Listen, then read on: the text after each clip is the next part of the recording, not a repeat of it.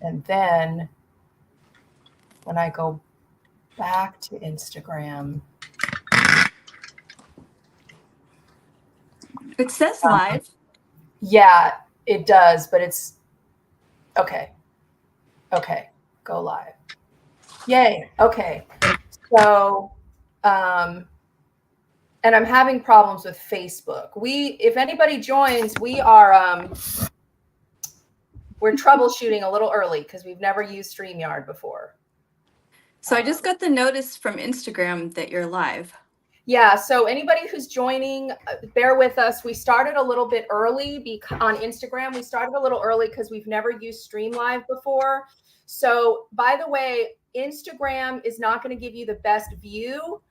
Please, if you want to be able to really see these tutorials, you need to go to my bio and click on YouTube. If you go to YouTube, you're going to get the landscape screen and you're going to see it much better than the portrait mode that is all we have in Instagram. So I'm going to urge you guys, because you're going to see some great wig hacks today. You're probably not going to see them very well on Instagram. So y'all want to go to, actually, let me put an announcement in there. Go to YouTube, link in my bio, and please subscribe to my channel on YouTube. Go to YouTube, link in my bio to access a full screen view. Okay. All right. So we're a little early because we were troubleshooting. Do you guys see that? Hold on one second. Let me go back here. Okay. So it's weird. In Instagram, it looks like my lips are not moving with the volume. So, well, you know what? Since some people are already on, we could, hold on one second. Let me go to my channel in YouTube.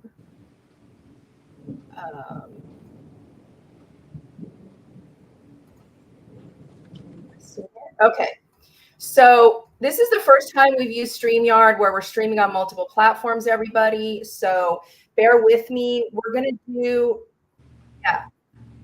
Uh-oh. Uh-oh.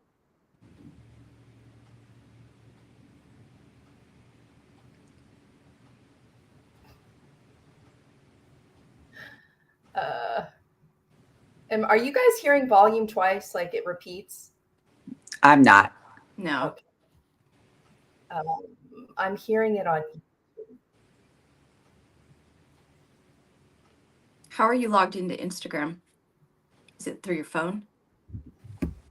Yeah, I'm on my iPad, and it's just through Safari now.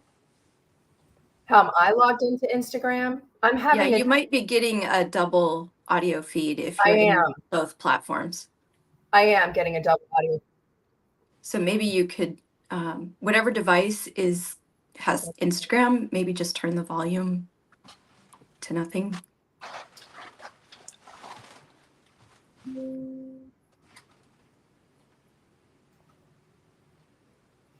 Yeah, I'm not sure to know it. That's why I started early. Mm-hmm.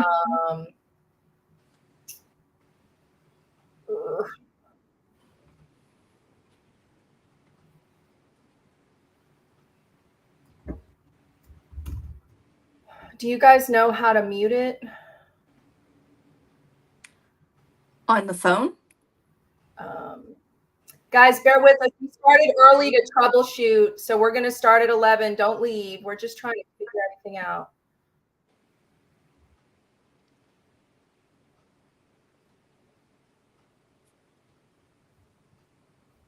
Okay, so I am muted in Instagram.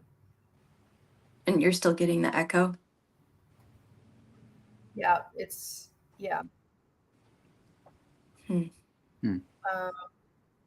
yes, I'm still getting the echo. I don't hear anything, though. I don't either. I hear it. Yeah, I know. Okay. I think it's because I'm not in Instagram. I went through Safari to get to StreamYard because that's what it said. Same here.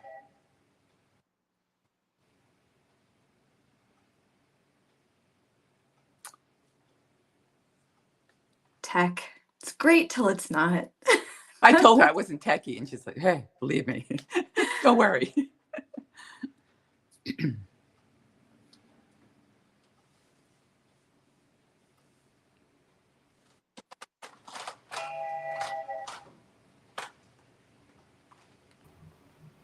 Okay, well, all right. So I guess the problem is I was trying to be on Instagram to see the comments.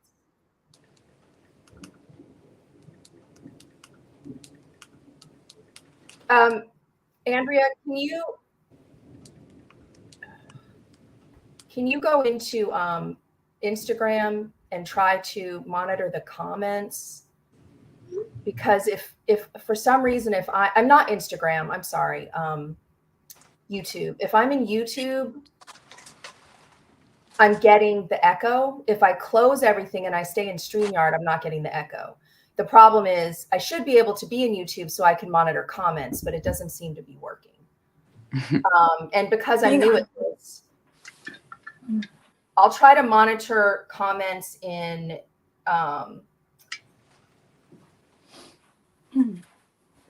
I don't now see I'm on my app for Instagram and I don't see that I'm live. Do you guys still see me live in Instagram? I'm not on Instagram right now. Yeah, we're both not on the app. We're through Safari. It's not showing that I'm live on Instagram. Oh, All right. I knew this was going to be. Well, I can check on Instagram. Yeah, I'm It checking. says you are live in your stream, but when I go into the app, I don't see it. Okay, let me go back to the desktop. Sorry guys, we're just troubleshooting. No, it looks like you're live. I don't see you though. We're there. Oh, now I see you. You see me? I see you live on Instagram. I have my phone with me too, so I can check. Okay. So all right, so now I see it. Mm-hmm. If you can just the most followers are on Instagram, but guys, you're going to see the tutorials way better if you go to my YouTube. So you're going to have a really hard time seeing the tutorials on this landscape, on the portrait mode. So head over to my YouTube channel to watch so you can get a much better up close view in landscape mode. And I would recommend watching on a computer because to see the tutorials up close, you know, the bigger your screen, the better. And my YouTube, the link is in my bio on Instagram. So just go to Instagram, click on my links and click on my YouTube channel. And everybody, please subscribe to my YouTube channel. I'm trying to build my YouTube channel and it's rough. It's really hard to build on there. So please, when you're in there, please subscribe because we will be doing more of these. And I work so hard at educational content. So please subscribe to my YouTube channel. Just a little plug. We're going to get started in 2 minutes. I am going to go. Okay. So I have to just toggle back and forth. All right. So what we're going to do, everybody, is we're going to do a Q&A at the end of everything because I'm brand new to trying to stream on multiple platforms. I'm having a bit of a difficulty seeing comments. So we're going to give you guys some amazing educational content today. And the reason I picked these two ladies for this live is because they are incredible at customizing their pieces. So I'm going to introduce my lovely friends, Kathleen, Ryan. First of all, heart of gold, sweetest, both of them, sweetest people on the planet, good friends of mine. Kathleen is the queen of customizing synthetic wigs. I mean, amazing. She cuts them, she thins them, she gets rid of the shine, she gets rid of the zebra lace. She does it all. And I really need to learn her tricks because the zebra lace is killing me. I'm like, please do the zebra lace. Andrea from She's Losing It Sis is making her own wigs, for God's sakes. I mean, I don't think we're not making our own wigs today, but I mean, she is making her own wigs. But we're not getting into that, but she does everything else too. She colors them, she roots them, she thins them, she cuts them. and she resizes caps, but I'm wearing the wig that she resized the cap today. We should all say what we're wearing. So this is we've got to appreciate this color, you guys. This is my custom Bridget Bardot from the Wigged Out Artist. It is rose gold with a mushroom brown root. And I lost 50 pounds. And my head shrunk. And since I started wearing wigs. And so the cap was way too big. And Andrea fixed it for me without having to go pay $400 to somebody. I mean, I paid her, but she didn't charge me $400. I mean, I think $400 to resize a cap is ridiculous. And when you've got friends, now she's going to get 500 texts. Andrea, can you resize my caps? You might have to raise your price a little bit, but she's not going to charge you $400. I can tell you that. If she wants to do it, maybe she doesn't want to get into that. Maybe I shouldn't even be promoting it. But anyway, yeah, I'm like, wait a second. I'm not saying you want to do it. I'm just saying people might reach out. I don't think Andrea has the time to resize caps like for everybody. So just she's going to teach you how to resize your caps. That's right. And we're going to talk about rooting a wig, which I am not brave enough to do. I'm not brave enough to cut them either. Both of these ladies cut their wigs. They thin their wigs. I have thinned a synthetic with a razor comb. I'm too afraid to touch a human hair. I have done some color on a human hair, but not down to the root. Well, I tried it with a human hair, a really cheap Amazon wig. And Andrew, you're going to get into listen, guys, if you're going to try to color human hair, there's a bunch of steps you should be taking first. And we're going to get into those. But I thought what we would do. So we have a couple topics today, everybody who's watching. And I put them in the description of the event. We're going to talk about how to conceal zebra lace.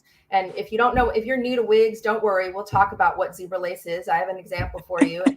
So does Kathleen. This is synthetics where you encounter zebra lace. And we're also going to talk with Kathleen about getting rid of shine, because I find that dry shampoo looks terrible. Everyone says use dry shampoo. You put dry shampoo on it. It looks like the wig has a coating of weird stuff on it. And it doesn't work for me. So she has another method she's going to show us. And then with Andrea, we're going to talk about coloring a wig and resizing a cap.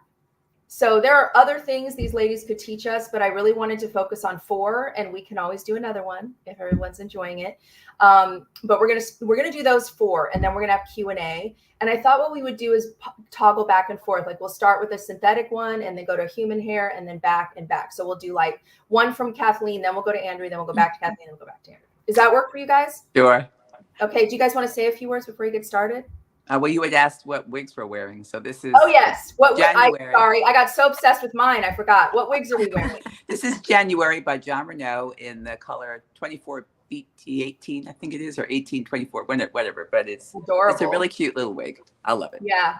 Beautiful. Andrea? Oh, I'm wearing, this is a Milano Divine. And this is the one I think you had the clip of in your reel this was my ash blonde that I colored cowboy copper last fall. So that is ballsy, because divines are really expensive like that. Yeah. I'll do some stuff on synthetics, and it's not, look, synthetics are expensive too, but when you're talking about a $200 synthetic versus a $2,000 human hair, I'm not touching that $2,000. Well, I will say you're right. Normally these wigs and the prices I think have even gone up a bit more recently, but I bought this secondhand from Silver Lace. So I didn't have that big of an investment, but it was still, a risky proposition because it was in good resale condition when I got it. So yeah, resale is another great thing that I've done a video on. You can really save a lot of money that way. So let's go back and forth. We're going to start with Kathleen, and before you do that, I'm going to go grab my zebra lace. I hate zebra lace. So for those of you new to wearing wigs, when you get a synthetic, this is actually a synthetic human hair blend from Envy, but it's still got the zebra lace. When you get a unrooted piece that is highlighted, when you look at the lace, this is why we call it zebra lace. Mm-hmm. Wait, okay. What? I'm learning. Okay. This is why we call it zebra lace, because it has got It's like the lace is the color of the different highlights. The lace is actually that color. And so when you wear it, and you know, I'm ultra picky. I mean, we all know I'm ultra picky. When you wear it, the lace is two different colors. Mm-hmm. And one part is dark and one part is light. And it's kind of like it's not the color of your skin, it's the color of the hair. And it bugs the crap out of me. And Kathleen knows how to fix it. So Kathleen, please share. Okay. Okay, well, and actually another reason why I was wearing the John Renault wig is that this is a heavily highlighted wig, but it doesn't have that. They started the highlights away from the parting area. So that's why it looks so good. Anyway, I have my... That's nice to know. This is my bell tress wig, which I'm going to do. I'm going to take it off of here. Well, hold on a second. Now... Because I've tried to conceal zebra lace and I can't do it. Well, you just do it with the hair. It appears that the lace is different color, and it really isn't. It's just that they put that color right up against it, so it seems it. Is that one you already fixed? No, I'll show you. Really? I don't see the This zebra one lace. I have already fixed, and basically all I do is you make the lighter hairs darker, and then you go to the darker hair and make it a little lighter if you have to. So it just blends so it doesn't look like it's so abrupt. Yeah, you can see that's not as abrupt looking. And this is worn off. This is just the eyeshadow. I'm using a good old Jaclyn Hill because it has a lot of good red colors. And this is worn off already, but I haven't washed it. So that's what will happen. It will wear off naturally, and it won't look really bad or anything. But it's not so much a rooting as making it look like not so abrupt. How do you know what colors are going to work? Is that just like trial and error? Yeah, I was telling my husband today, I said, I don't know what colors I use because I'm an artist and I just kind of start picking at colors. But I will kind of try and show you here. See if I can do this without. I wonder what color I used. I'm going to try, and it's not a big deal because you just start very lightly. So if it's not quite the right color, I'm going to pick. So you start lighter and go darker. If you yes, and yeah, exactly. Okay, I'm going to pick this color here. I know it's kind of looks so dark. It does look dark, but I'm going to go in the light and actually this is going to be a little fun. Okay. So I want you to be able to see this. Okay. On camera, it doesn't really look zebra. I know, that's the thing. That's why I wanted to. Unfortunately, but let me just clarify. Anybody who wears synthetics that has gotten one that's not rooted, they know exactly what we're talking about. Right. And so even though it's, with camera, it's not always going to show up the same, but you guys know what we're talking about, and you know how you'll see that kind of like, see how this part I'm wearing is all skin colored. It doesn't look like that with zebra lace. So that's right. Even though on screen it kind of looks like we're not doing the zebra lace, but if you guys should know what it is if you've gotten unrooted. I took it off the wig because I didn't like it. So that color to me, you probably can't even see it. It's definitely too Can you put red. it a little closer to the camera? Okay. Right here. It's too red. Yeah. So that's not the color I used. Or it might have been. So let's see. I'm going to use it darker. I'm using more this color here. Okay. All right. Anyway. Oh, you're putting it on the hair? It's on the hair. Wait, it's not the what? lace. It's actually the lace. You think the lace is a different color, and it looks that way, but it isn't. So really. You're putting the color on the hair. Yeah, and I don't go right up to the lace because you don't want to get this powder on the lace. You just kind of go around it. Oh my God, I am floored because I thought, when I do human hair wigs that don't have zebra lace or wigs that are rooted that are synthetic, I just put powder on the part. Right. Oh, wow. Okay. Well, I don't like that. Hold on. I'm going to do a little bit where I like it. Really can't. It's such a small thing here. All right, that's better. All right, that's a better color. I'm just going to go on top so I know that's the color. And if you just go on top, it won't look good either because, you know, once you start moving your hair around, you'll see underneath where it's too light and stuff. Oh, so it's actually quite, it's this color. It's kind of like, I'm using kind of like a chocolatey brown. Yeah. It's actually working good. So yeah, I if mean, you it's have a like trial a and error chocolate thing, brown, guys. Like when you try this, I mean, just remember it'll wash right out. it washes right You out. got it, but you're gonna have to try different colors to Yep. see what's gonna work. Yeah. Yep. That's amazing. I didn't realize it was on the hair. It's on the actual hair. So Oh I wow. don't know that really shows. Okay. And I'm assuming, do you ever add roots to your unrooted pieces with a shadow or something? Have you ever done that, or you're not a big rooted fan? No, I haven't done it because they're never the right color to me. Okay. But anyway, so that it's a little better. It almost looks like it's a little rooted now. Yeah, it does. It will look.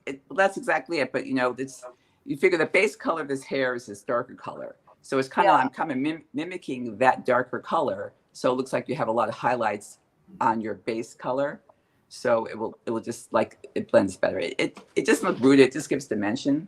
Yeah. So the problem you don't have that really light, because what happens too when you have a really light color, it'll look like you have a bald spot on your hair. Yeah. You know, is it bald? Is there any hair there? And there is hair there, but it'd be like really light blonde. This is especially when you have like those really blonde highlights. It'll look like you have bald spots. So anyway, so that color is working pretty good. So that's what I was doing wrong. I was trying to do the lace. Right. And I'm being very careful not to get it on the lace. It's just on the hair. And you can use other brushes. And I'll bring some through and bring it down a little bit. Anyway, so once I'm done with that, I don't see anything on the screen, but I can see it here. Yeah.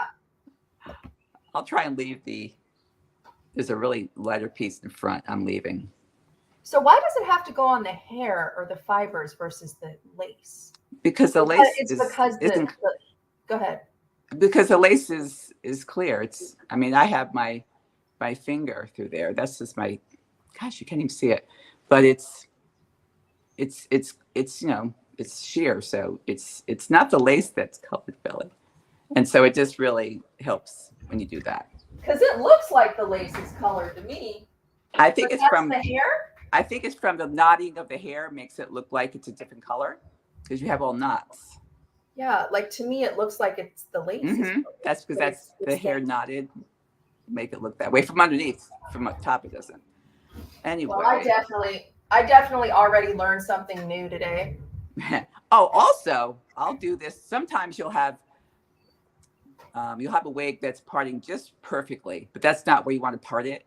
And you part it over a little further, and it seems a little not the right density of knotting you like. And you can take a little bit of your powder, your eyeshadow, and just kind of go right on the lace and kind of make it look like the parting is perfect.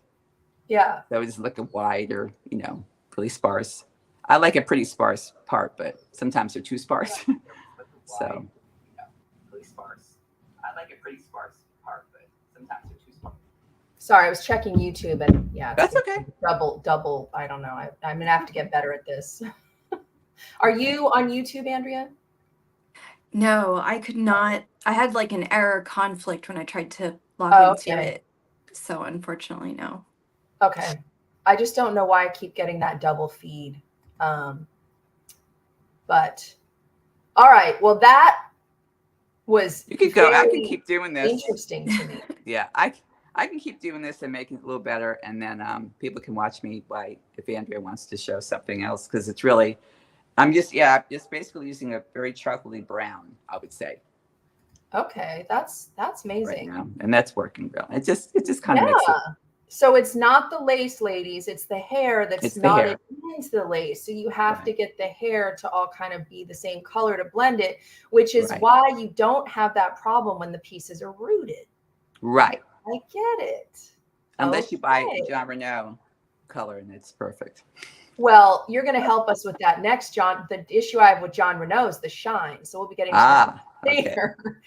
All right. Well, that was amazing. And you can show us your finished product when you're done. So Andrea, let's talk color, and let's talk about first, like we were discussing this, the two of us, because we both done some color, but you've done a lot more, like the steps people should be taking before they attempt to color human hair. And we're not talking about synthetics. Synthetics, there's some weird ways you can try to color synthetics, but it's very different. We're talking about just putting regular color on human hair. And because trying to color synthetics is hard and totally different. Not that this is easy, but just clarifying. So this is human hair. Okay, so tell us what steps people should take when they're trying to learn how to color wigs. Sure. Yeah, I'm going to just use this as an example because color is such a broad topic, depending on what you want to focus on. But I think so this was a dramatic color transformation. This went from, the tag said it was an ash blonde, so it was probably a level 9, but to the naked eye, it looked more gold. So that was the starting canvas, right? The reason there were 2 reasons I chose this particular wig to do like a complete color shift. One was when I got it, it was in good condition, but the hair was dry.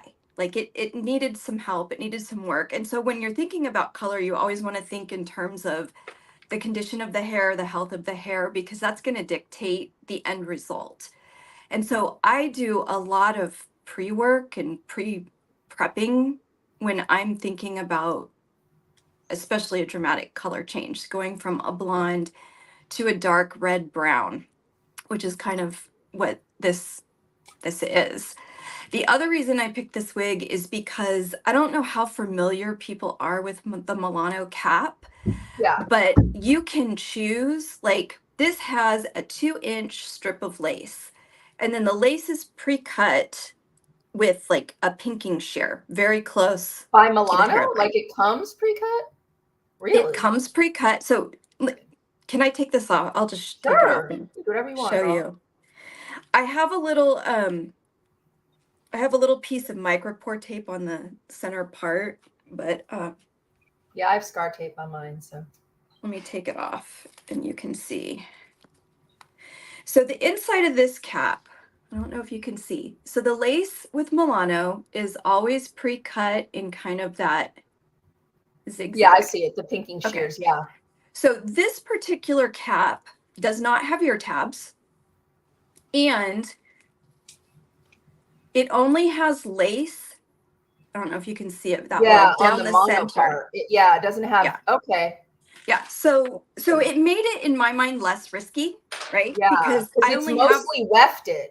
Yes, exactly. And it's a dark canvas. Like the wefting is a dark brown. Yeah. Just to let everybody know, because we don't know what people's experience level is. When you color wefts, it doesn't matter if you get the color on the wefts, really. Even if it's lighter, it doesn't really matter a lot, except maybe for resale. But even for resale, the biggest issue is getting it on the lace. If you get it on any portion of the lace, especially if you get it on the lace on the part where you don't part, it's not the end of the world. But if you get it on the part line right here, sorry. If you get lace on this part line, you've got a problem. I mean, color. Mm-hmm. If you get color on where you part your wig, you're going to have an issue because it's going to show a big blotch of color. So that's what she's referring to, where it was less risky because she had a lot less lace. Just clarify. Right. Yeah. Right. So typically when you're coloring, you go up 2 levels, right? So from a level 9, you could go up to a level 7. And you're not going to see any distortion in the color, right? It's an easy transition. Well, I was going up to a 5.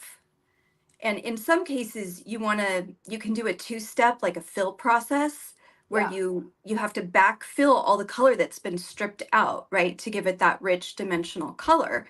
So in this case, because my formula had so many warm tones, because I was trying to get that reddish brown, that coppery brown, I didn't do a 2-step fill process.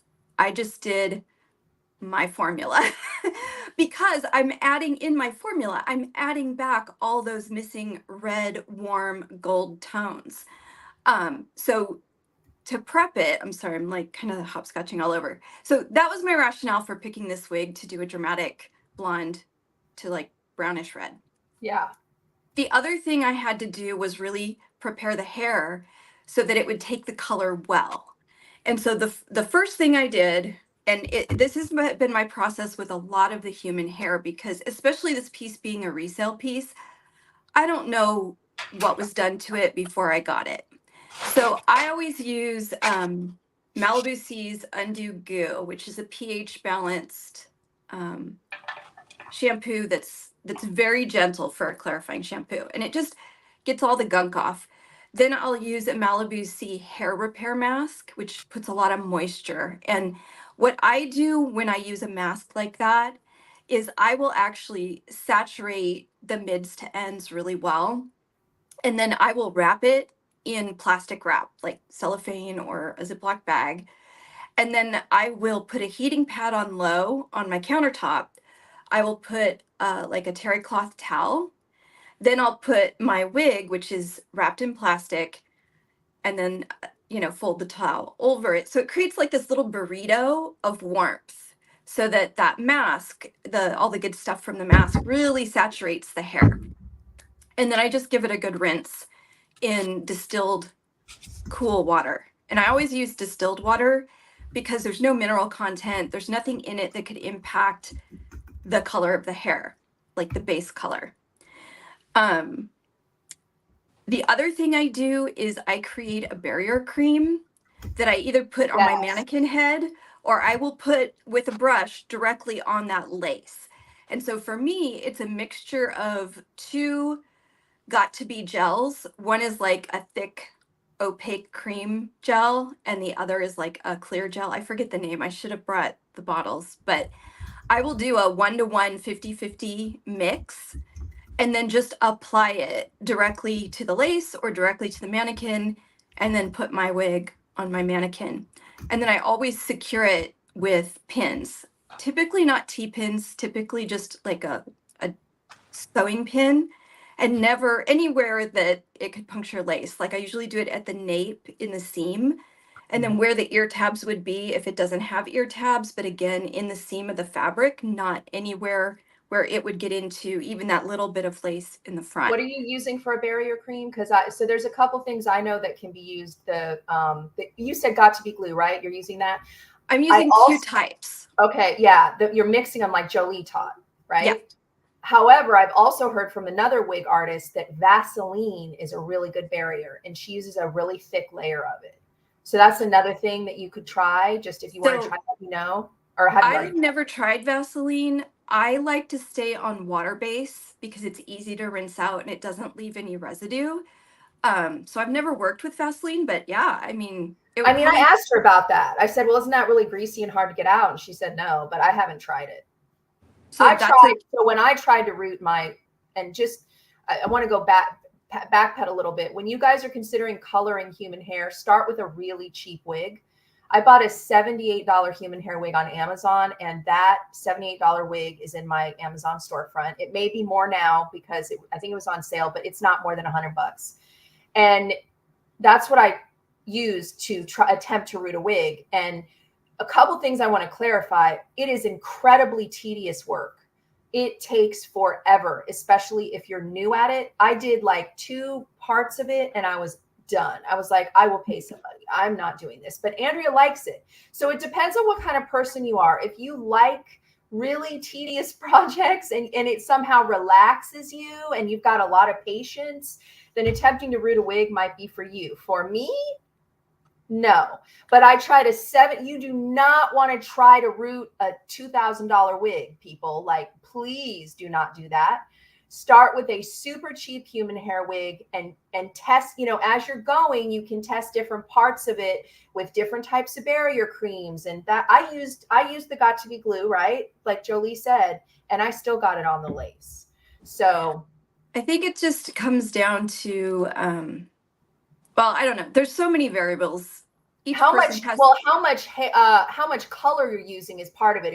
If you get a goopy if you put too much color in one place, it's going to hit the lace, and that's why they say to use like um, mascara spoolies. I mean, just think about it, guys. Like to root a wig, you got to take like a mascara spoolie and carefully get it all the way down to the end of the follicle without hitting the lace. Like it is extremely tedious. However, if you want to get your piece rooted and colored by a professional, another thing, please don't go to a stylist that's never colored a wig. They'll get it all over your lace. You have to go to a wig artist, and they're going to charge you $400 to $500. Why? Because it takes forever. There's a reason why it's so expensive. I just wanted to interject that. I will say I am Sounds not like fun. advocating that somebody take their very expensive human hair and do what I did. I'm simply just explaining my process. Yes. And I have a higher level. So this particular piece, I only decided to color after I couldn't resell it. I wasn't happy with the color on my skin tone. Like I was at kind of a dead end. And in my mind, it was like, well, it's a loss anyway. Right. Because no one wants to buy it resell. I don't want to wear it because it's not a good color for me after all, because, you know, you buy things online, it looks great online, and then you get it home and you're like, maybe not. So I felt like my options were already limited. I will also say, by the time that I colored this piece, I had already colored 4 other human hair pieces and been through 3 education programs specifically on color. Yeah. So my advice to you is if you want to do something like this, educate yourself. Yes. There's so many people, there's so much information. And if Yes. anybody wants my recommendations as far as which classes I got the most value out of, because like I said, I've been through 3 different color programs, and 2 were by professional educators. One was a Kenra professional educator, excuse me. The other is a Schwarzkopf professional educator. And then of course I went through Jolie's the Folly EDU as well, which is specifically focused on wigs. The other caveat I will say is I live in an area that there is no one that I could find that was comfortable working on a wig. I got turned down like half a dozen different times by professional salons that just didn't want to assume, to your point, Sarah, they didn't want to assume the risk of damaging of an expensive hairpiece. So this for me was kind of my only option in my mind. But you can always mail them to a wig artist. I could, but I didn't want to spend more money on a piece. And then you were already like, it's a loss. And that's a really valid point. And also a lot of people, let's keep it real, can't afford it. Like they already spent, you know, let's say budget human hair can go anywhere. You can go from a good budget shorter piece for like $400 all the way up to a longer custom fancy piece for, you know, I mean, there's $10,000 wigs out there. Like it's a huge gamut in price. But if somebody's on a budget, let's say they bought a wig sheath, for example. I'm a huge fan of wig sheath for budget hair, but I'm not a big fan of how they do rooting. So I would never buy a rooted piece from wig sheath, just as an example. But I also don't have the patience to add a root. So I pay someone to do that because I can, not everybody can. And so I feel like part of the reason we're doing this is because people, maybe they can only afford the $400 and now they need to customize it. They can learn to do it themselves. They can learn it. And that's why I think this live is so valuable. So the only other thing as far as prepping the wig to take color that I did is I use, let's see if I can get this out. I love this K18 spray. So this is a peptide bond repair. So especially because my hair was dry, it probably had some damage from previous color treatment. This will actually, you leave it on, you spray it, you leave it on for 4 minutes to damp hair. The other thing I'm a fan of is applying color to slightly damp hair. And whenever I do that, and it's mainly because water works as like a porosity equalizer. And so it just helps the hair accept color. Some people may not agree with it. It's just what's worked for me. I Yeah. never saturate. I only mist so that it's just slightly damp. And that also helps the K18 because this particular K18 spray wants to be sprayed on damp hair. So I would dampen the hair with like a mister bottle full of distilled water. Yeah. Then I would apply by section because I'm doing an overall color change. I would apply the K18, I let it sit for 4 minutes, and now my canvas is ready to accept color.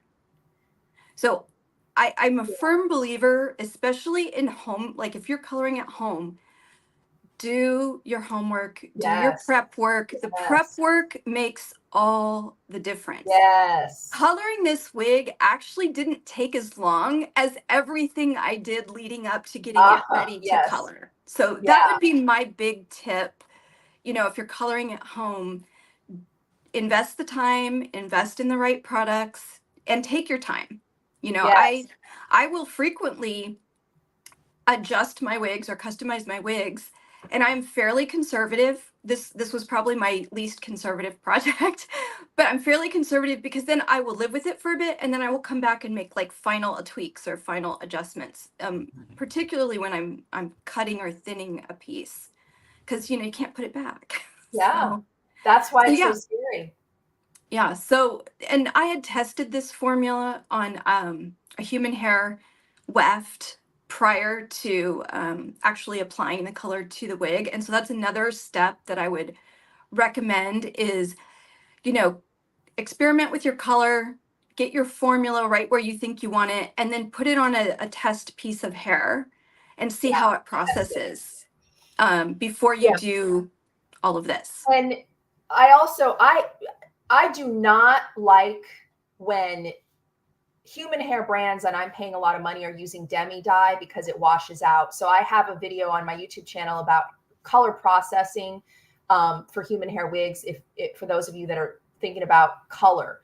However, when I'm coloring it myself, I want to use something that is easier to get out. So I use demi dye to color, and I think you do too, to color my own wigs. But I'm not.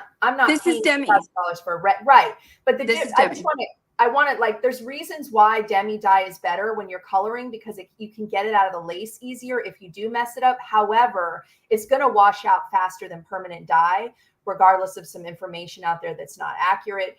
And so if I'm coloring it myself, I'm okay using a demi dye because I'm not paying somebody $400 or buying a $2,000 wig that's red and then I wash it twice and it's not red. So I would recommend going with demi dye first. And then there are some dupes for Shades EQ. I believe Ion has a dupe. Because if you're not a licensed colorist, you actually can't get Shades EQ is like my least favorite because it washes right out, but it's more transparent than Wella or right. It's easier to use. It's easier to use, but it also doesn't last as long. I heard Schwarzkopf lasts way better than Shades EQ. I don't know if you tried both. It just depends. I mean, and it comes back to you really have to evaluate your project on the front end, right? Yeah. What does the hair need? What are you trying to achieve? Now, with this, I wanted a really deep saturated color, and I did use a demi dye. This is all Wella. But if I wanted a more transparent, you know, lighter, brighter, then yeah, maybe I would use Shades EQ. I think there's a place for each type. It just depends on what are you trying to achieve in the end? What do you want your end result to be? And the nice thing about demi is demi itself won't shift color, like shift the base color the way that a permanent will, depending on the volume of developer that you're using. I tend to stay on the low side with developer when I'm depositing because I don't want more lift in my base color. Yeah, I've done a color depositing conditioner, and then I added Shades EQ to a wig because I had a colorist send it to me. It's not something you can just buy. Actually, Jolie sent it to me. But the other thing to note is that when I colored it, the color was still a really pretty red, but it was different than the original red. And that's just kind of like the reason I was recoloring it is because reds are, if anybody's a redhead, it is the bane of my existence. I'm either reds or fashion colors, both of which wash right down the drain. I am not a wallflower, and I want color that nobody else has, and I want to stand out, and it's just who I am. And this is demi dye, and I washed it, and it kept the color, and I was so terrified. When I tell you I was terrified to wash it, I was terrified, because you can't really get this color from a permanent dye unless you use Lumen, which is a whole nother topic. But when I get it refreshed by Chandra, now she knows how to use a Lumen Goldwell Lumen for fashion colors, she's going to use a Lumen. But anywho, I'm on a tangent, but now I don't even remember what I was going to say, because I have perimenopause brain and I forget, like I'm talking and then as I'm talking, I forget what I was, totally different topic, but does this happen to you guys? It's just like, I started a sentence and forgot. I mean, it's crazy. Of course. It's crazy. You're afraid to dye your wig. Yeah. So anyway, I still don't remember what my point was, because my brain is like, it doesn't work. It doesn't work right. But I whatever I was saying, it was something about color. And I just think that, when you're coloring your own wig, it's probably best to go demi-dye, because there are ways to get it off the lace, which is one of the biggest things. If you get it on the lace, Jolie showed using alcohol, I believe, with a Q-tip. So you get a Q-tip and you put some rubbing alcohol on, and you just get it off the lace. So that's one tip that I can share that I saw from her. By the way, I want to promote Jolie's EDU on Instagram. There is a fee, but if you are interested in customizing, the fee will more than pay for itself. And sometimes she runs specials on the fee, but she will teach you how to root a wig, how to cut a wig, how to thin a wig, how to color a wig, how to get dimension in a wig, how to do highlights on a wig, everything. And she is beyond knowledgeable. And I will add to the details of this live once it's recorded and done. If you want to send me some links to your products you were mentioning, Andrea. Sure. Because I bought your Malibu Sea mask, because I love that mask. So when I sent her this wig, I sent it air dried, and it air dried. I don't know. It was weird, because this is very high end hair, but I think it's because it's very over processed. This had to start as a bleached base, and then it was colored. And so the hair's super processed. And when she sent it back after doing the cap, all of the frizzy weirdness was gone. I'm like, what did you do?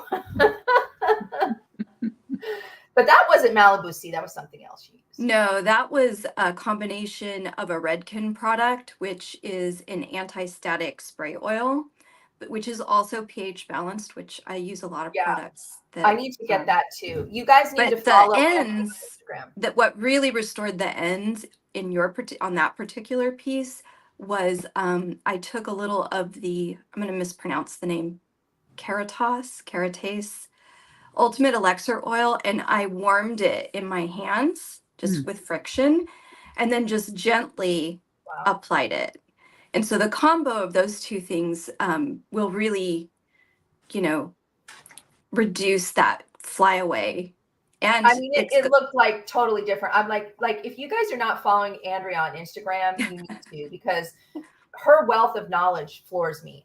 She's making her own wigs too. I told her she needs to start a brand, but who wants that stress in their life? Not me.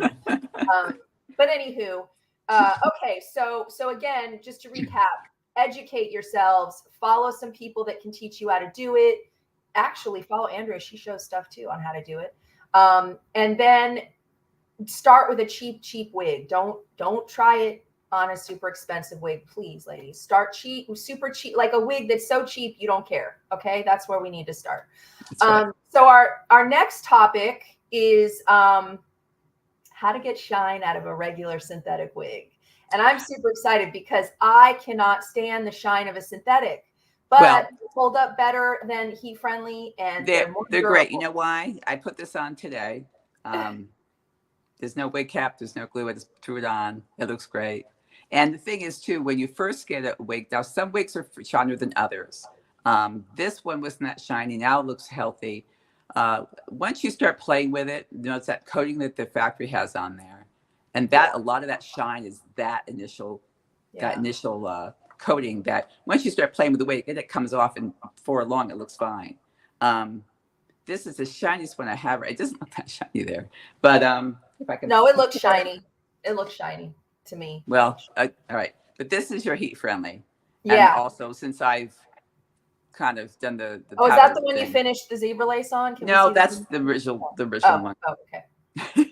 They look about the same. Yeah. But you can tell the difference there. This is Yeah. heat friendly, and that's why I wear heat friendly a lot, because I know how to maintain them now. Before I didn't, so I used to hate them. Now I love them.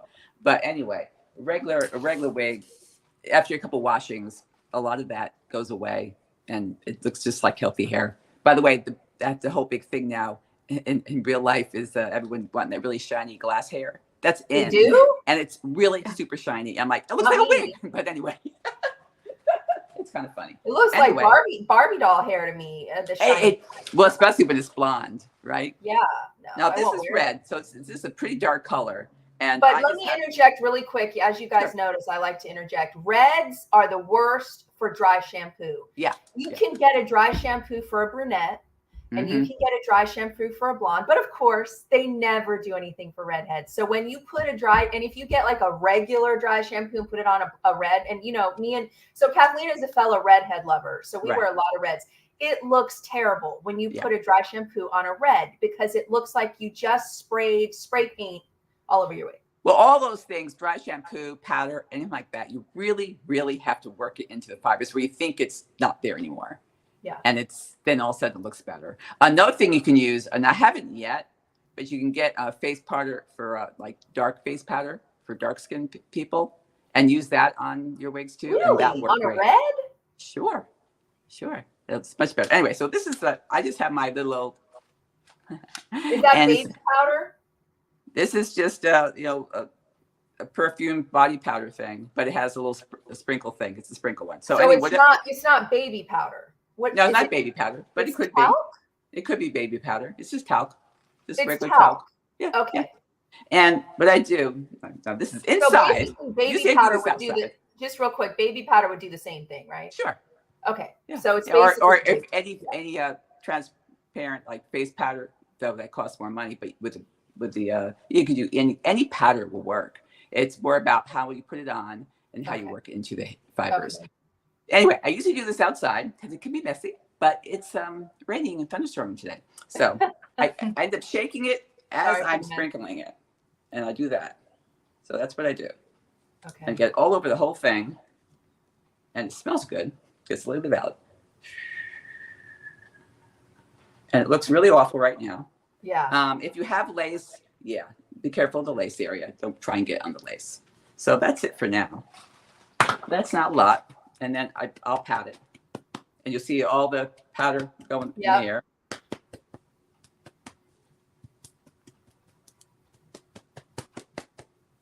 And now it still doesn't look good because it's still all over there. So I'll shake it some more. What I like about using powder too is it gives some tooth to your fibers. If you have a face flopper, try some dry shampoo or powder, and you won't have a face flopper anymore. Huh. And I really work it in there.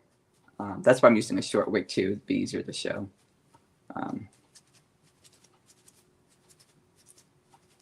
This is just kind of scratch in there and keep working it.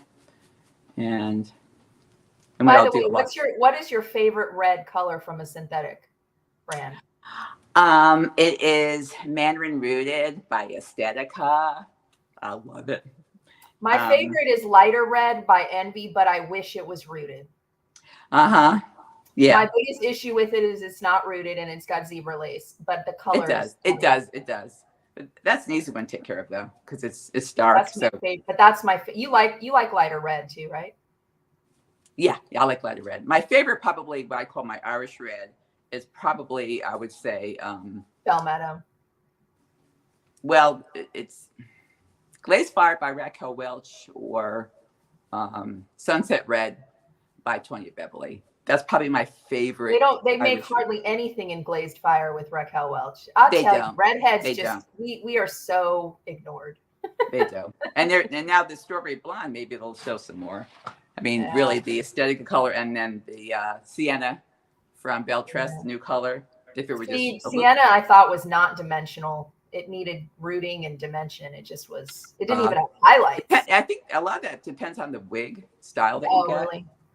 It really does, because the wavier one I have has a lot of dimension, and the straighter one here doesn't have it so much. The one I was using for. Have you tried the pumpkin pie spice R from the Beltress Luxe collection? No, because to me that looks like the sumptuous strawberry, which it's a little redder and it's rooted. It's a little duller for me. Is it? Oh, you've got it. No, the caps are huge. They're huge. I've heard They're that. huge. And yeah. You know. All right. So basically, when you put this powder in, you've got to spend some time getting the residue out, yeah, right? Exactly. Otherwise, it's going to look just like the dry shampoo where it's sitting exactly. on right. But the dry shampoo, I don't know. I just didn't. I tried it too. I tried it years ago, and I've tried it a couple times since, and it just doesn't work for me. Well, it doesn't get the shine out as much.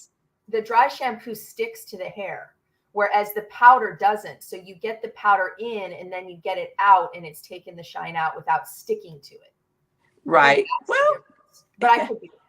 I don't know how different it is. It just, to me, it's easier to get the shine out. I used a dry shampoo, and I don't. Well, all those the wig brand ones didn't work for me at all. But did you notice the dry shampoo left like a film? Yeah. Yeah. And with the powder, it doesn't really do that as long as you get it out, right? It doesn't leave a film, no. Yeah. Oh my God! Look at the difference, Andrea. Look at the difference. It's awesome. It is. But you see what I did. Yeah. Just shaking it. You have to really get it out, though. You really have to get that residue out. You can't be afraid to get your hands in there. No, that's amazing. And it's still a shine, and so I'll take it outside and see things and whatever. It looks way better. I mean, there's some synthetics. There's some regular synthetics I really like, but they're too shiny, and so some brands tend to be shinier, like Kenny Margot, and I think Envy is very shiny. Yes, and Envy is my favorite in there. Yeah, there we go. This one looks shinier than this one. And Envy's lighter red is much more vibrant in a full synthetic, but they're too shiny. So now, I'm gonna try this if I get another. Yeah, try it. You just really have to work it in. But that's amazing. That was great, Kathleen. Yeah, it's fun. Okay, we got one more, which is resizing caps. Actually, Andrea is doing 2 of mine right now because we're friends. Again, she's going to teach you how to do it. I don't think she's available to resize caps except for really good friends. So excellent. I don't want to stress her out. Be curious to see if she does kind of like a couple things I do. Be curious on. Yeah. So I didn't think to grab a good example, but so I guess like for me, the starting point is always measure. So, really understanding at least your 3 core measurements, your circumference, your ear to ear, your front to nape. And then there's even a few more that add just like a little extra. But as long as you really understand those 3, I think you can do a good job resizing. The other thing too is what issue are you trying to address with your cap? So in some instances, maybe the lace is buckling on a particular side, which could mean the solution is a dart behind the ear tab, based on a measurement. Yeah. For me, a lot of times when there's like a 1/2 inch difference, because I'm one of those in between circumferences. I'm 21.5, but I'm short ear to ear, and I have I'm 11.5 ear to ear, and then 13 front to nape. Yeah. And so it seems like there's always just, depending on the sizing of the cap or the vendor, there's about 1/4 to 1/2 inch difference in some of the caps for me personally. So the most common problem I experience is if it's a little big, I will get a little lift on the crown. Mm-hmm. And then usually there's extra fabric kind of in that occipital area, which is right here at the base of the head. And so if I'm addressing, it's a little big here and I want it to lay flatter. Yeah. I will typically put the wig on just how I'm going to wear it out. So if I'm going to use a wig grip, I use the wig grip I'm going to wear so that the fit is accurate. And then if I'm addressing this region, like the crown to the mid of the back of the head, I will typically pinch with my fingers until it feels like where I want it to be. and then pinching the back. Let's see if I can do it. I will actually take the wig off, turn it inside out, and then I am a huge fan, and you can get this on Amazon for like $2 or $3. I'm a huge fan of Taylor's chalk. Yeah. And so while I'm pinching the inside of my cap, I will mark with my Taylor's chalk where my fingers are. So then when I open the cap up, I can see how many wefts either need to be tightened up or, you know, cinched together. And I typically, when it's a minor adjustment, especially in the back, I will typically do it by hand with a curved needle and then a nylon based thread, because the nylon is going to have a little stretch in it, and where a cotton thread won't. Cotton thread is going to be, rigid's not the right word, but stiffer to work with. So I always use a cotton blend or a nylon that has a little give to the actual threading. And then it's just a matter of, for me, it's kind of trial and error. Like I tend to be more conservative. So if I have 4 wefts between my 2 marks, I might cinch together, you know, 2 and then try it on and see if that addressed the problem. I don't want to overcorrect. The other thing too is, like, if Sarah's wig that you're wearing, when I tried it on, because she and I have the same circumference, our measurements are very similar. She had a lace pucker on one side. And so I did kind of a similar process, and then did a tuck that went from just above the ear tab down to where it met the alteration in the back. So like at the nape.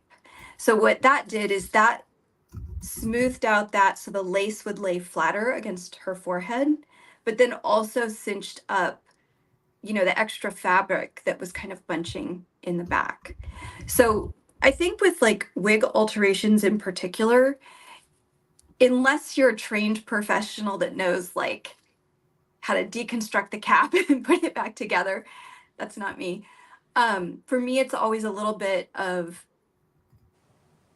measure, mark, adjust conservatively, try it on, and then kind of repeat the process until I get the fit right where I want it. So it's not mysterious. It's just, you know, And kind of.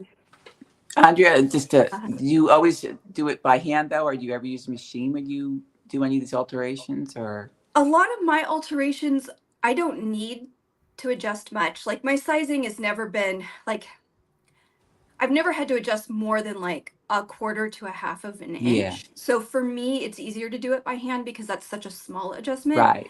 But if you were adjusting from, like, let's say the circumference is 23 inches and you need to adjust it down to like 21.5, well, then I may actually consider cutting in to where the actual seam is on the side and removing a section and then sewing it back together on a machine to really cinch in that circumference. Right. Okay. But again, it's kind of like case by case. Yeah. I always hesitate to actually remove fabric because it's like removing too much hair or using too much dye. It's just hard to recover from. But those would be my general suggestions as far as, you know, altering your caps yourself. I don't know. Does anybody else have any other? Well, have you done it, Kathleen? I've done it. I haven't done it on a hand tied or closed whip like you're working on, but on a wefted cap, what I end up doing, and I only do this when it's really big on me, which is going to be most wigs, but Aesthetica. Like I have Aesthetica when I still have to do my favorite Jameson Man Rooted, but I still have to do it. What I do is let's see, where is it? Hold on a second. Anyway, below the ear. So I basically, I have tried cutting, actually I put it shortly. I cut the wig in half, and I cut it in half, and then right below the ears here. And I usually go down about 3 wefts, cut it all the way across. You got to be really careful not to cut the hair and all this kind of stuff. and I take it and I bring it up and I safety pin it where it's comfortable. And usually I'm everything's always really big here. So I'll maybe go up 3 wefts here. By the time in the middle, I'm down to 1 weft. I safety pin that, mark the top of it, and then cut it and remove the wefts and then resew it.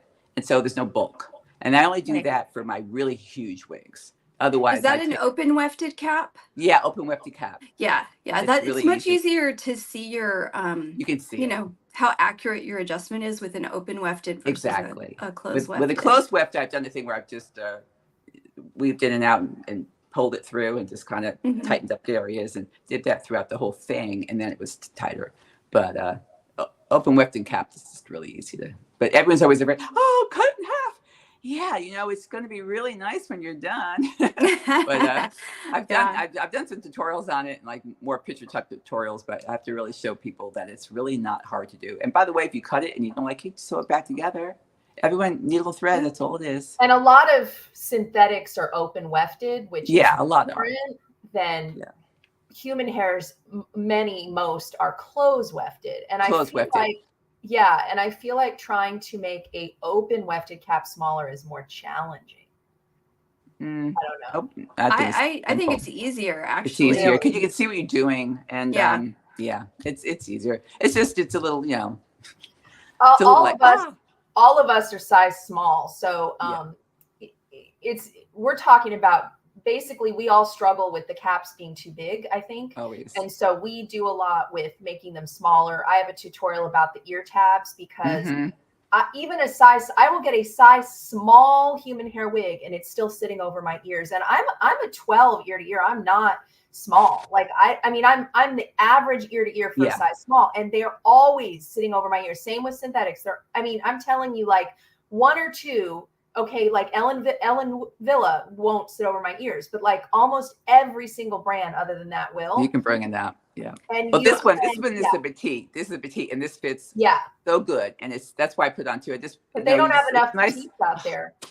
I will say more because there are way more women with small heads and medium heads than there are large and extra large. Is what I'm learning. In fact, when I've been looking, I saw like I don't know what you'd call it, a poll on what size you are, and small was the largest percentage. I know, but I'll have thoughts on that, but I won't say them. But I do see they cater to large heads, and it's like it's so hard to make a wig large. No, it's not. It's easy. Yeah, the ear tab thing for me. The 2 things that bother me most: the cone head. Yes.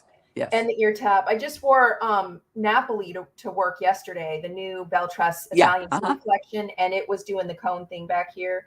But partly because I have to push the ear tabs up, and then it's sitting, and I didn't adjust it.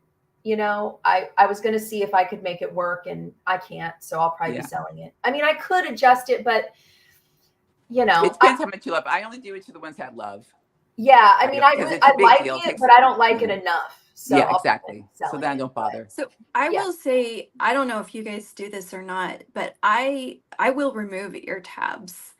And then once I cut the ear tab off, my trick that I like, or that's worked for me, is a really fast drying, like I use nail glue because nail glue dries so fast. Just to push where I've cut, I'll apply a thin bit of like a fast bond glue, like a nail glue, and then just pinch to make sure that the fabric kind of comes back together. Right. Especially if I'm only removing, sometimes I only remove like a partial of the ear tab and I leave a little bit, like where the bend, that little piece of metal. But you have to blend your hair if you do that, right? Well, the thing is I have sideburns. And so a lot of times I personally prefer caps that do not have ear tabs. Because you have blendable hair, correct? Because I have blendable hair. I don't. Yeah. I mean, I have hair, but it's gray, and I don't wear gray wigs. I change my colors so much, so it's like You what? This goes with my hair, but I wear different colors, so I like. Yeah, and also I'm always changing my colors too. But like, if you can't blend your hair or you don't have hair, ear tab. You need the ear tab. Yeah.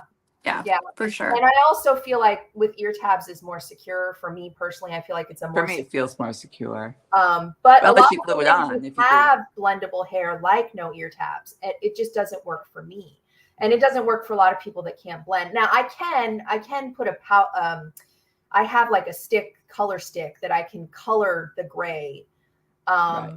but it's still not yeah, It's not the same thing. it's a pain, and Now, then it's like sitting on the hair. And Andrea, do you glue your wigs on? I know you popped this off today, but normally do you glue them? No, I do. Yeah. I mean, on a rare occasion, I will use glue, or actually, I prefer sometimes just the tape. Okay. Okay. Because usually it would just be like right here. It wouldn't Right. necessarily be across the Right. front. Mm-hmm. But Mm-hmm. for if I do glue the front, I like this product. Oops. I know it's the opposite. Oh, okay. But I prefer glueless. I just think the less I put on the lace and the less I have to clean off yeah, the lace, the more longevity I'm going to get, yep, especially Yeah. with the hairline and the knots. yep. Exactly. I'm not opposed to using glue, and I know some people are in a situation where they have to, Right. but for me, it's very rare that I actually Yeah. The only glue. time Yeah. I'll use glue is if I'm doing some kind of updo. And Well, even yeah. when I do an updo, I mean, for me, I have a really low hairline. So like, Mm-hmm. um, it's like the lace, even if I try to glue it here, it Mm-hmm. won't, I've still got some hair there and You don't have enough skin. it won't glue down. So But you wear I mean, wig I caps? just have to bring tendrils down to hide it because it won't Right. stay down. I've tried so many times. Okay. Yeah, I don't wear a wig cap or anything. Everyone wears wig caps, and I can't stand anything else on my head. Yeah. So if it's too big, I'll just put a little. It stays just Yeah. along here. You know, Yeah. I've had just a little bit, and it's water soluble, and I've never had any problem with it. People it building up on lace, and say it builds up on your lace. Yeah, I tried it water, stays. and so, Yep. I've tried it stays and I've tried Got to Be Glue, and I'm about to try a new one from the Wig Guru that I need to try. But the only other time I'll use it is if the lace isn't laying flat, probably because of fit issue. right. I'll use a little bit up here. Yeah. I needed to do that on my unfiltered because it was huge. Yeah. You know, Raquel. You are.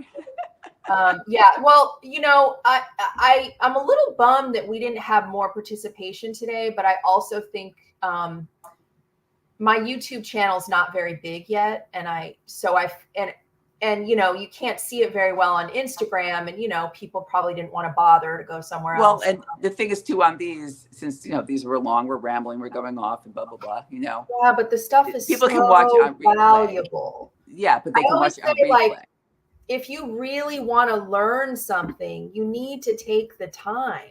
You do.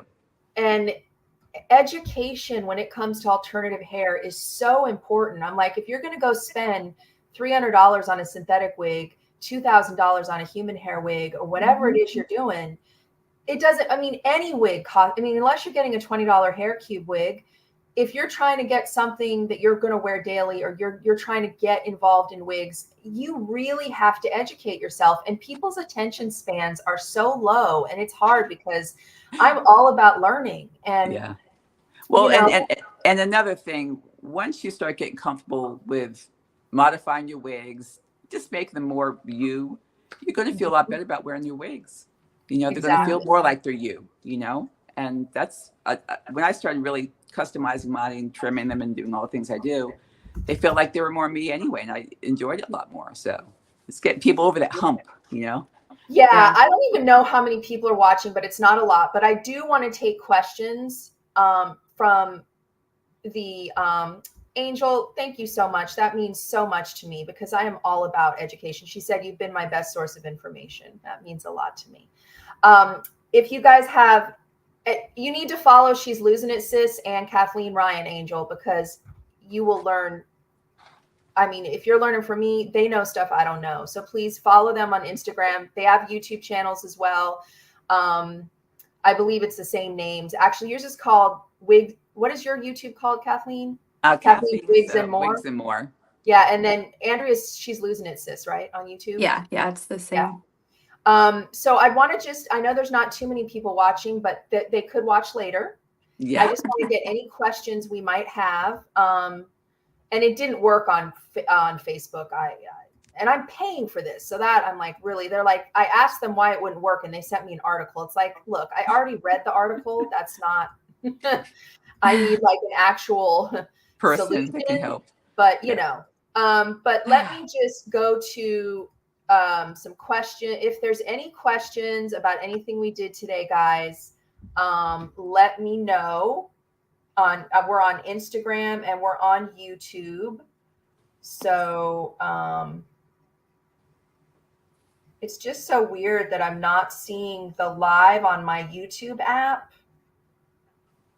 on Instagram. So, and I can't seem to mute the volume on here, but that's okay. I did want to know, oh yeah, I know your wig is January by John Renault, right, Kathleen? Mm-hmm. What color is it? I want to say it's 24 BT18 or vice versa. Basically, it's 18 that's blended and tipped with the 24, I think, or not blend, but that's the highlights. So Okay. it's kind of it's a light. Overall, I call it a light brown with highlights. Awesome. That's what I would say. But Let it's a me mono see if top, I have- so I love it. It's my favorite mono top, open wefted, lace front. That's my favorite.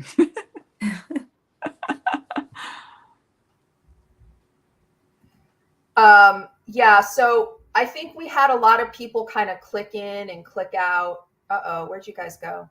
Okay, click in and click out. But right now we don't have a lot of people. But Okay. Here's the thing, people can watch it later. And then when they rewatch it, they can kind of fast forward to what they are most wanting to learn. And I do think, I'm hoping people will rewatch it.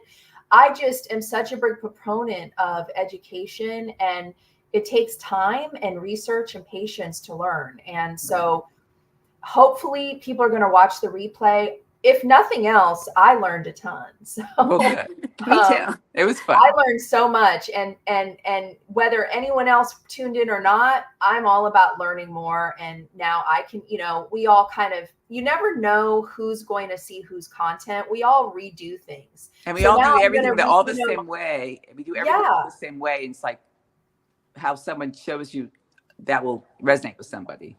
So now I can do a powder shine thing. And of course I'll say, I learned this from my friend Kathleen, and tag you. Work it in. Yes. Yeah. Like I'm saying, you don't know who might reach my content. It doesn't reach yours, or vice versa. So getting that content out through multiple platforms is always good.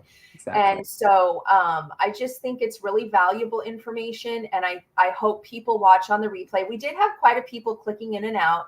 So that doesn't mean we didn't reach people. But we are all kind of building our following. We don't have huge followings, so it's going to take time, I think, to have more engagement on these lives. Oh, yeah. But to me, this was incredibly valuable, and I love you both. Well, I'm glad you invited me, and it was nice to meet you. Thank you, Sarah. You guys are great friends, and you're so talented, both of you, in customizing your hair. I mean, you guys both do things I don't do, and because I'm afraid to cut, and I'm afraid we didn't even get into cutting. That's another time. But I do the ear tabs above my ears, but I haven't learned how to do the other parts. The what do you call it? Occipital, and stuff like that. But I had to learn how to do the ear tabs because my ear tabs are too low even when I order a small cap. It's insane. So I can't even sew a button on a shirt, but I learned. But thank you so much for joining me, you guys. I love you both. This was so informative and so educational, and hopefully people will rewatch or they will see it on a replay, and hopefully they can, if I can figure out how to save it. Good luck. Thank you. Yeah, thank you. I'll talk to you both soon. Thanks for joining, whoever watched. Bye. Bye.